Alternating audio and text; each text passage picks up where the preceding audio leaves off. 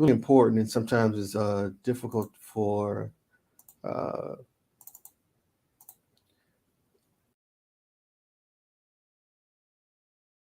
and as a founder, I want to share a story that I experienced when I first started getting into the business of sales and acquisitions, and really give you an understanding of something that's a point that's pivotal and that's missed by many startups and founders and entrepreneurs, and what that has to do with intellectual property.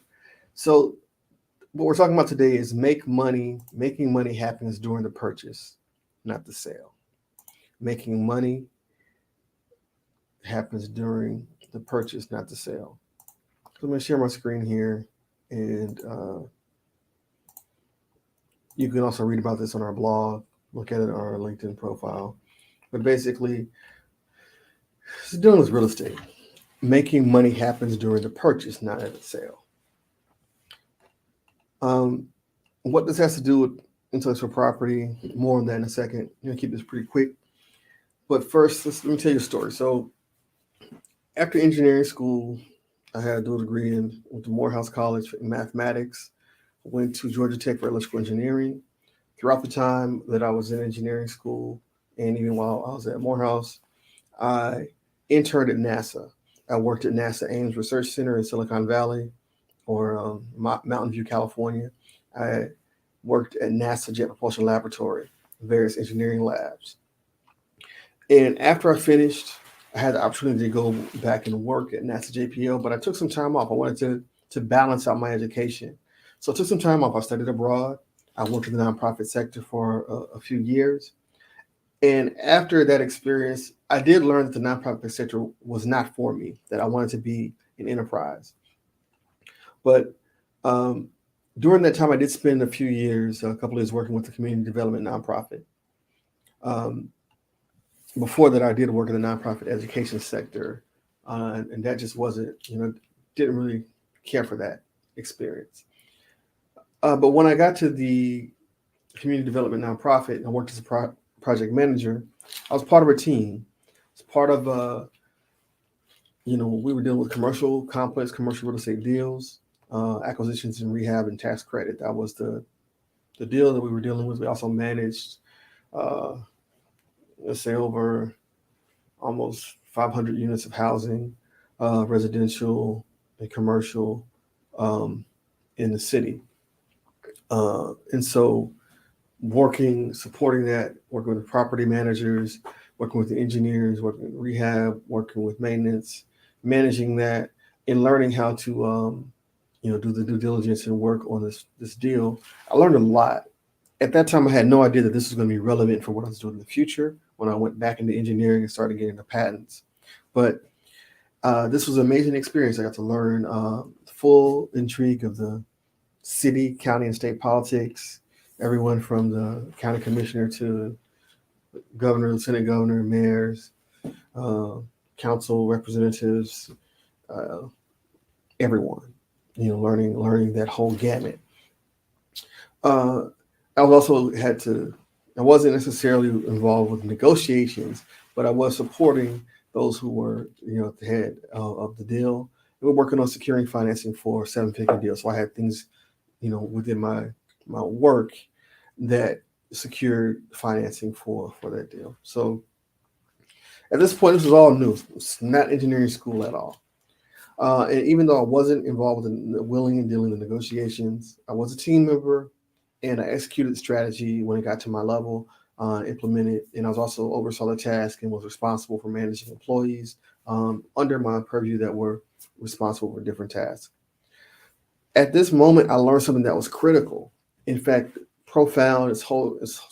Still holds true to this day. It's universal, and it's bore fruit in my business and professional life going forward from that time. I had no idea at the time that I was learning that kind of lesson. But and so one of the things that I did to get up to speed, I was working in this new environment. When I would be with my boss or my supervisor, uh, who was willing and dealing, he would, in our drives to and from meetings, he'd give me these like MBA type lessons on case studies and deals, and trying to understand what just happened and what the purpose was, how it related to what I was doing. And a lot of that stuff went over my head because, again, I was an engineer, not necessarily well versed in all these aspects of the business. But what I did learn, um, this was such a key component. As I go back on that experience, I've gotten so much more from it, and it applies to when I'm working with startups, when I'm working with enterprise companies, understanding the phase of business. Learned a lot through doing this through real estate. And so one time he said, "So Turk, you have to understand." And this was after we had a big meeting, a lot of people, and the negotiations were focused on a key point. And he really, was really pushing this point. And I didn't understand why. I was like, well, that's all they want. Why don't you just yield? And I didn't understand why he wasn't yielding. We got back and said, Turk, you have to understand that money making or the making money happens during the purchase, not at the sale. I was like, okay. So they're just asking to do this. He said, yeah, making money happens during the purchase, not at the sale. He said a lot more, went into more detail, but this was forever embedded in my brain. What he's trying to say is that at the outset, when you're buying something, when you're acquiring property, all the potential profits, all the future equity, all the windfall of money, anything that happens at the exit, all starts at the time of purchase. This means you have to start with the end in mind. All that's wrapped up into the purchase. What do I mean? You can only buy a house once. Now, I know you can refinance. And we're not talking about refinancing. You can only purchase the house initially. And you'll pay taxes or whatever type of exit strategy you have.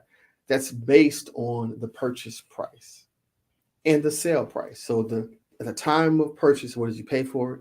At the time of selling, what did you give it away for? What you refinance is what you renegotiate with the bank, who's holding the paper, who's holding your note for the initial purchase. You want to pull some of the equity out, you renegotiate with the bank. And then the difference, sale is going to be at the price you refinance versus whatever you sell it for. So, but that's not a new purchase price. That's negotiations with your bank, and your bank can sell that note to others. But for the most part, what's important to know is that you can only buy it once. Your profit and loss is determined based on the purchase and not the sale. All profits are measured against that initial acquisition cost. So what does this mean in the world of intellectual property? As an IP strategist, a patent insider, a fractional IP manager, whatever you want to call the work that we do in terms of helping you understand your intangible IP assets and what you need to do to leverage them to turn your thoughts into things that can then grow in revenue and then be part of increase the value of your venture, your company, when you plan to exit or whatever your strategy is. What it means is that all of your intellectual property, that value is created at the outset. It's actually in the early stages of your company. It doesn't happen when you get bought out. You cash out when you buy out, but the value is created in the beginning. For example, when you're creating I was having a conversation yesterday, actually, with someone who started a venture, acquired a company that had intellectual property, evaluated the value of the intellectual property, saw that it was relevant, negotiated the price, paid, whatever the cost was to acquire the company, then immediately after developing or looking at the assets, determined to enforce those patents against infringers and won a significant seven-figure settlement. So let's just say the acquisition cost was $500,000. Let's just say, for the sake of this example, because this is the information is not necessarily want to get all the details of that, but let's just say it's $7 million. So $500,000 on the front, on the exit, $6 million settlement. Now we know there's expenses, but we'll take the gross proceeds and the net, I guess, out of that. That's $5.5 million profit. Now, of course, everything comes out of that, but that's created on having the strategy to say, okay, I'm building this company. I have started my business, have my venture. I see that company A has intellectual property that they're not necessarily using. They're kind of sputtering, but we see how we can use this. Let me acquire company A for $500,000. let me leverage the IP assets against the infringers. We know the market, the total addressable market. Let's say a total addressable market is 100 million. Maybe it's $1 billion. Maybe the market share of this company, these infringers, is 30% of the market. So $30 million. How much can you get of that? Maybe it's $300 million. $1 billion is $300 million. So you have that chunk of the market that the infringers are using. How valuable is the IP if you infringe, and how likely are they to settle? So that results in settlement. You get a $7 million settlement or $6 million settlement, whatever, $7 million. So you got $6.5 million in profit based on strategically using your intellectual property. So you can leverage your IP, but it happens at the beginning. Now, what if you're in the same situation? What if you were first to the party, but you didn't consider IP at all? You just want to get to the money. And then you see that this market is big. These major players are actually in the space. They're infringing, but you have not established your intellectual property rights. You can still negotiate maybe being acquired, but is the payout going to be the same as if you had hedged yourself with the intellectual property protection? Had you fortified yourself? You might just go out of business. Because you may not have a legal recourse to actually fight to say that this is mine. So that starts with the beginning. Also, when you're dealing with venture capital, when you're dealing with seed capital, these investors are coming in on the beginning stages of the company based on what they see in terms of their belief in you, in your team, in your ability to execute your vision, versus the likelihood within the market that they're going to get their money back. So they're taking a calculated risk. What they're also doing, if you have intellectual property, it makes you a more attractive investment, because they're like, well, even if they fail at executing this, if the team fizzles, if they're not able to execute this, we think the IP is good enough to at least get back some of our money or make our money back on selling the IP. All that starts at the beginning, having a game plan, having a strategy. If you're starting out and you think the money is made on the acquisition, on the sale, then you overlook all the early stage steps. You'll pay too much at the acquisition. In real estate, it's just like buying a house, knowing that right now where housing is at an all-time high. We know some that has to do with supply chain, some that has to do with, if you read some of the reports from Wall Street Journal or other places, you'll see that there are reasons that they economists and researchers and strategic consultants, what they say for the real estate value surge right now. And it's not expected to last forever. So if you buy with the intention of making money on that, you might buy at the top of the market. And then the market goes down and you're not able to get, you have to sell, you sell at a loss. If you recognize that money is made at the acquisition, you're going to beat up on that acquisition price as much as possible and get it down. So at least even at the top of the market, I'm going to get it down so low that even in a down market, I'm going to break even or make money. So what this means for intellectual property is taking care of those very fundamental things. Just like at the beginning, you choose to create an S Corp versus a C Corp versus an LLC versus, whatever type of entity formation, whether you choose to incorporate in Delaware, whether you choose to set up a safe or not. However you choose to set up your venture, that has tax implications, that has revenue implications. So all that can impact how you raise money, how you exit, or how you sell your company. So what we're saying is the intellectual property asset value starts from day one. The moment that you say, I have an idea in this particular market to create something that's going to fill this gap, create value, the moment that you start doing that is the moment you're actually creating value. So you have to also, just like you set up the corporation, the entity, you have to also protect yourself. Are you developing the necessary IP assets? Are you filing copyrights, trademarks, patents? Are you looking at your internal and external policies? Are you looking at these things in a strategic manner to make sure that you are securing yourself and you're fortifying yourself so that when you get to enforcement and defense, which is litigation, when you get to commercialization of your IP with licensing your technology out to others, selling some of your IP rights for money, when you get to that point, you actually are prepared.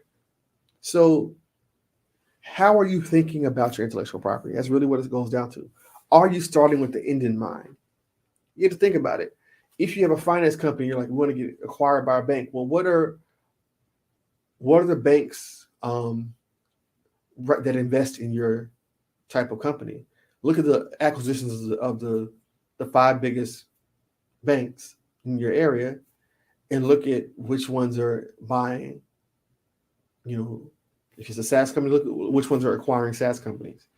If they're acquiring SaaS companies, look at the portfolios of those IP portfolios of those SaaS companies. Do they have patents? Do they have copyrights? Do they have trademarks? What is their model? How do they, what was used to evaluate to make that deal attractive? If it's public acquisition, you can look at the documents of it. They're available. If it's an IPO company, then these things are also public records. So invest some shares of stock in the company and pull the records and look and see what you find, so you can have a very clear picture of what you need to mimic to be a similar type of company. You have to start with the end goal in mind. So we don't want to take this too long. We want to keep these about 15 minutes. Our Patent Insider tidbits. So we're on that time now. If you have any questions, you can for a complimentary strategy session on how to get started, you can DM or comment or retweet under this. But this is part of our Patent Insider Secrets, Patent Insider tidbits. Whatever you do, whatever you take away that money is made at the acquisition, not the sale. So as a founder, I would say as an IP and Patent Insider, we would say that your value is created, your intellectual property value is created in the beginning of your company, in the early stages, not at the exit stage. So you create the value. Now that value isn't realized until you sell. It doesn't realize until you sell or commercialize it. But the value was created in the very beginning. So take time to make sure you're thinking about your IP in the proper way. Make sure you're starting with the end in mind. Again, if you have any questions, you can reach out to us, Patent Insider, Patent Insider Secrets, on our LinkedIn, our Twitter, social media, our website. Schedule a call, and we'll see how we can help you today. With that, have a wonderful, wonderful day. This has been Patent Insider signing off.